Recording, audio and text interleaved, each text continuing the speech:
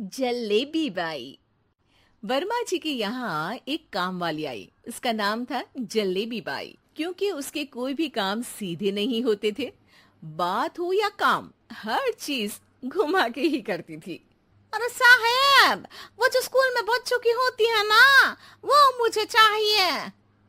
School में बच्चों को क्या क्लासेस क्लासेस क्यों चाहिए तुमको? अरे नहीं साहेब, वो होती है ना गर्मी की। गर्मी की छुट्टी? हाँ हाँ, छुट्टी चाहिए 2 दिन की। अरे तो इतना घुमा कर क्यों बोल रही हो? सीधे सीधे बोलो ना। वैसे क्यों चाहिए तुमको छुट्टी?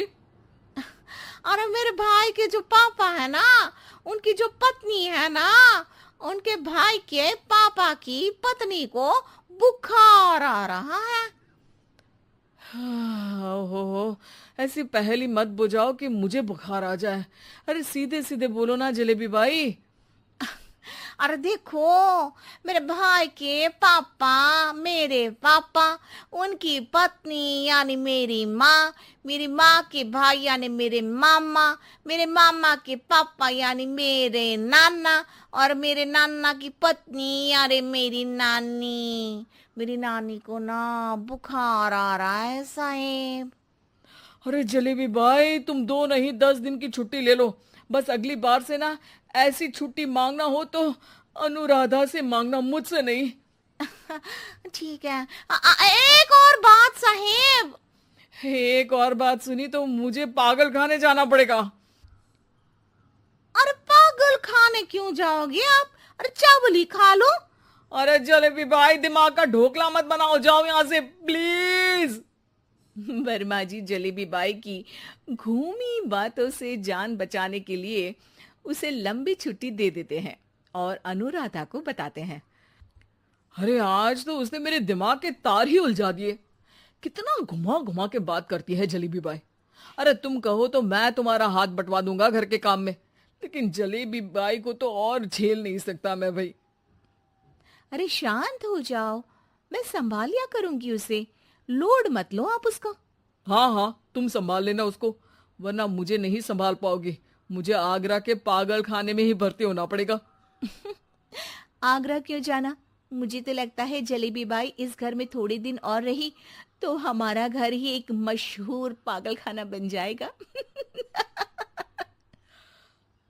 तो दूसरी काम वाली ढूंढ ले क्या? अरे आजकल तो हर काम वाली बाई जलेबी जितनी ही टेढ़ी होती है। निकालेंगे नहीं, सिखा लेंगे उसको हम। लंबी छुट्टी के बाद जलेबी बाई घर आती है।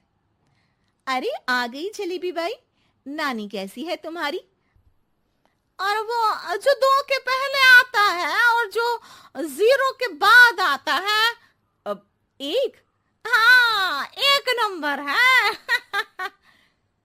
अच्छा, क्या हुआ था उनको?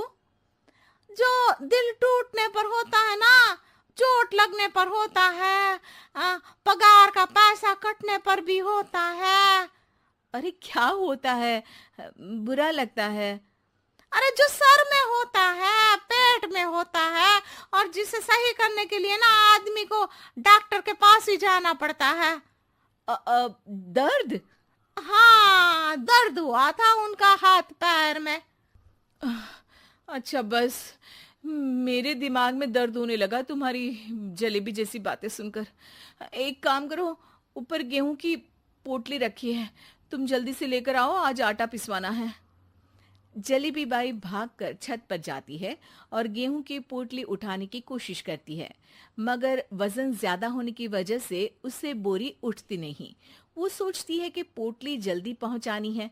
बस जलेबी बाई के टेढ़े दिमाग में एक टेढ़ी तरकीब आती है। वो पोटली को छत पे घिस कर उसे बालकनी तक ले जाती है और छत से भीतर बरामदे में बोरी फेंक देती है। लो जी लो, हो गया जल्दी जल्दी काम। नीचे पहुंचती है तो देखती है कि अनुराधा वहां उसे गुस्से से देख रही है और नीचे पूरा गेहूं बिखरा पड़ा है। ये क्या किया?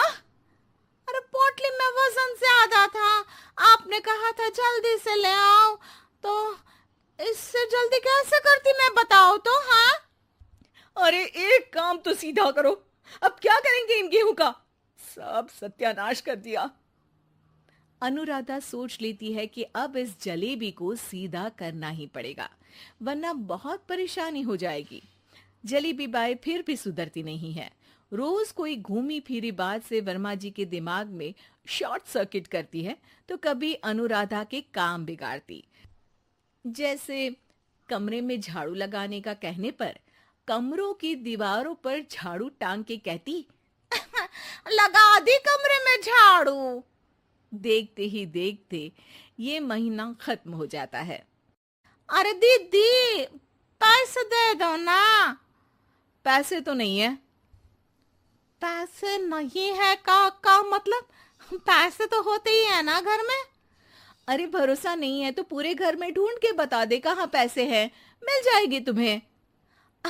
अबे ढूंढ के लाई मैं। जलेबी जल्दी से अनुराधा का पर्स लेकर आती है। अरे इसमें है ना पैसा।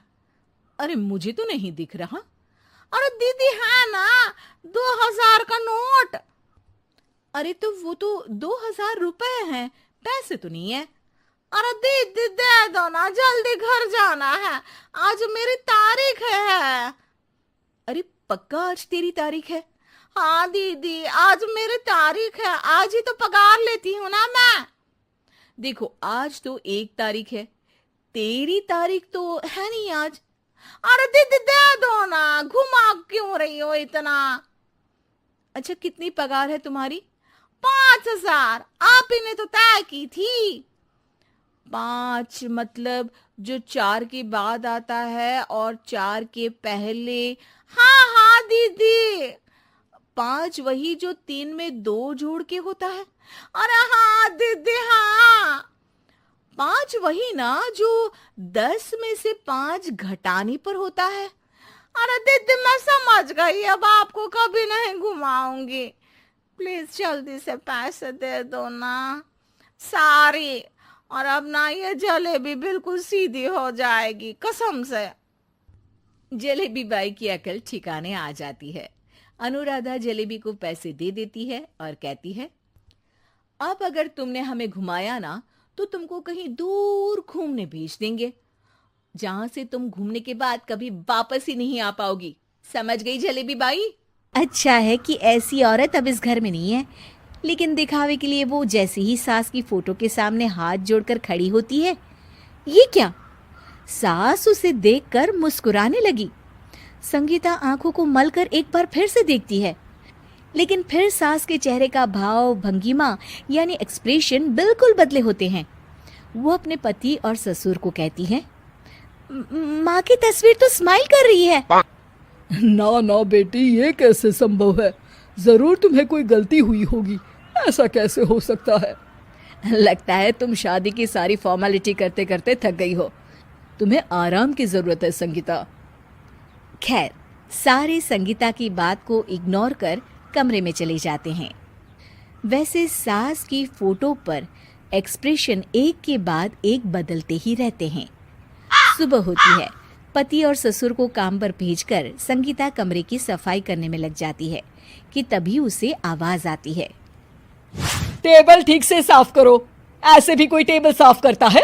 इससे अच्छा तो ये गंदा ही था। किसी औरत की आवाज सुन संगीता दंग रह जाती है और सोचने लगती है कि आवाज कहाँ से आई। आवाज को नजरअंदाज कर वो फिर से अपना काम करना शुरू करती है, लेकिन इस बार तो आवाज बिल्कुल उसके कान के पास से आती है। मेरा घर है ये, जब तक मैं थी चमका कर रखती थी, हर एक चीज शीशे की तरह थी। तुम्हें तो ना सफाई आती है ना कुछ पता है। क्यों तुम्हें मेरे घर की जिम्मेदारी दे दी गई है? पता नहीं तुम में मेरे बेटे को क्या दिखाई दिया। मैं होती तो एक से बढ़कर एक लड़कियों की लाइन लगा देती। अब संगीता को समझने में देर नहीं लगी कि ये आवाज किसी और की नहीं बल्कि उसकी सास की है, जो दीवार पर टंगी है। वो उसके पास जाती है और कहती है, नमस्ते सासू माँ, मुझे तो कल ही लग रहा था कि दीवार में कुछ काला है। वो दीवार नहीं, दाल होती है पगली। सही पकड़े हैं सासू माँ। तो क्या हो गया आपको जो आप यहाँ भी चैन से नहीं बैठी हैं? सुना मैंने आपका व्यवहार काफी गुस्से वाला था। चुप रहे तू, ज्यादा बकर बकर ना कर। घर का काम करना तो आता नहीं, आई है मुझसे बहस करने। हाँ देखिए सासू माँ, मैं आपसे साफ साफ कह देती हूँ, मुझसे पंगा लेने की कोशिश मत करिएगा। तभी पीछे से संगीता का पति आता है। अरे संगीता, किससे बात कर रही हो? कौन है वहां? संगीता की सास की फोटो फिर से पहले जैसी हो जाती है। आपकी माँ से कह रही थी कि मुझे काम करना आता। अरे संगीता, माना सास के ताने हर बहू को अच्छे लगते हैं, लेकिन यहाँ तो माँ है ही नहीं, तुम तो फोटो से ही। तुम भी लाजवाब हो संगीता। किसी को विश्वास नहीं होता कि संगीता अपनी मरी हुई सास की फोटो से बात करती है। वहीं आए दिन संगीता की सास संगीता को किसी न किसी बात पर आते जाते ताने देती। संगीता को भी अब सास के तानों और उनसे बात करने की आदत हो गई। वो कभी खानदान की कहानी तो कभी तीज त्योहार कैसे मनाए या किसी व्यंजन की रेसिपी सास से ही पूछती।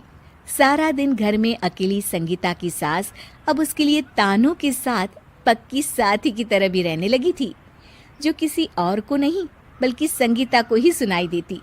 तो देखा आपने, सास बहू का रिश्ता हर रिश्ते से ऊपर होता है, फिर चाहे वो खट्टा हो